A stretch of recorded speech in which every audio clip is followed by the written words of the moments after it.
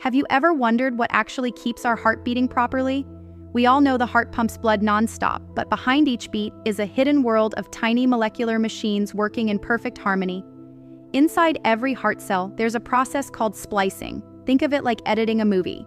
The raw film is our genetic code, and splicing cuts and arranges the scenes so the final film, the protein, is perfect. Without the right edit, the heart simply can't function.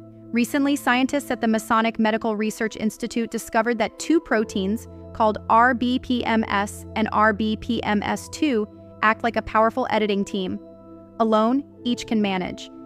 But when both are missing, the heart's instructions fall apart. In fact, embryos can't even survive without them. The heart can't build its contractile machinery. Together, these proteins make sure heart cells create the right proteins at the right time, and they prevent the wrong instructions from slipping in. Why does this matter? Every year, 40,000 children in the US are born with congenital heart disease, and over 1 million adults live with weak, enlarged hearts. Understanding how these proteins protect our heartbeat could lead to life-saving therapies in the future. So next time you feel your heartbeat, remember, it's not just muscle, it's a symphony of tiny editors working together to keep you alive.